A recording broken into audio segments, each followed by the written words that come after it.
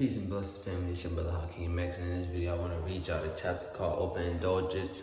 Overindulgence, the Enemy by the Most Honorable Elijah Muhammad, in the book How to Eat to Live. So without further ado, let's get right into the video. So it starts off as, yes, a quick trip to the cemetery. If we indulge in too much of anything, it becomes an enemy to us.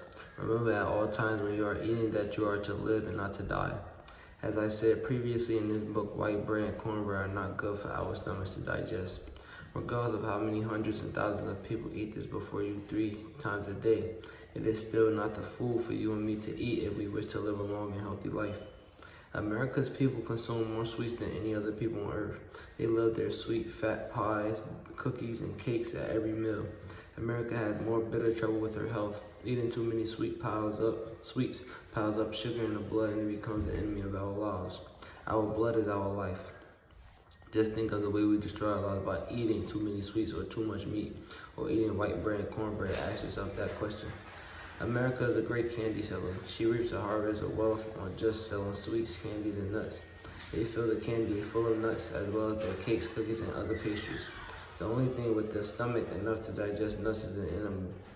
Birds love nuts, and they have what it takes to digest them. Nature made them that way. Just as horses can digest corn and anything else in their line of food, birds, squirrels, hogs, coons, rabbits, and worms can digest nuts. They can eat nuts and digest them, and they will not wear on their stomachs, like yours will wear out trying to digest them. A dog's stomach and his digestive juices are like any carnivore's eating animals. He can digest a rare steak. In fact, he can digest it as soon as he kills the animal. You do not have to cook their food. They do not like it cooked.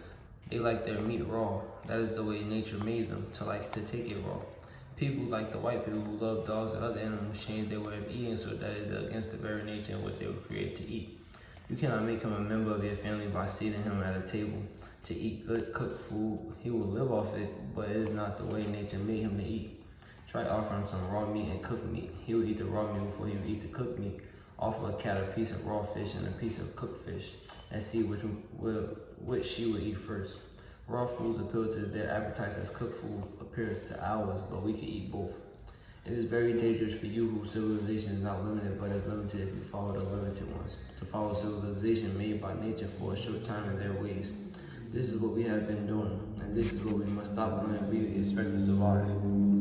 There are hundreds of drugstores throughout the country, into which we should not go for anything except first aid if we hurt ourselves down the street or a road somewhere. Not for something to stop aches and pains in our stomachs caused by eating the wrong foods. We should not call a doctor for such foolish and ignorant mistakes as eating the wrong food and eating it too often. We should be ashamed to call a doctor for these errors. Eating the wrong food and eating it too often starts trouble in the physical body everywhere, from the sole of your feet to the crown of your head. As I say, you do not have to eat everything that people say is good to eat. It is a fool who does that. You do not need everything that is good to eat to live a happy life. Take some of those things that are good to eat. Of course, you should have a balanced diet. I certainly agree with you there. There are several ways you can prepare your meat and bread that will give you a sharp appetite at every meal if you prepare it differently.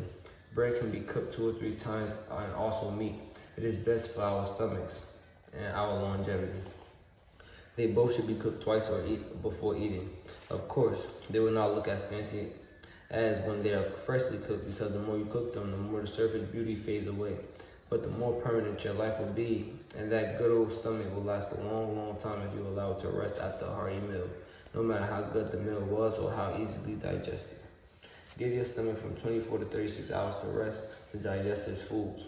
And if you could take 48 hours or 72 hours, that is fine. But first try 24 hours and then 48 hours next. Do not try to start with 48 hours and 72 hours. Get used to eating 1 meal a day. Then when your appetite is not so strong for that next meal, by eating once every 24 hours, start eating every 48 hours. Never start 72 hours regularly until you are able to do so. Some of us have started eating every 48 hours to 72 hours and have to change back to that 1 meal a day. This is not good to do. Fast 72 hours every now and then while you are eating once every day if you want to. Once a month or once every 2 or 3 months. Never eat more than 1 meal a day unless you are sick and unable to eat the proper food due to the weakness of the body to carry over 24 hours. And that is it for the chapter called Overindulgence is the Enemy. If you made it to the end of this video, make sure you leave a like, comment down in the comment section below, and make sure you hit that subscribe button.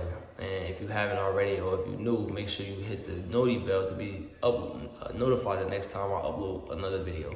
Peace.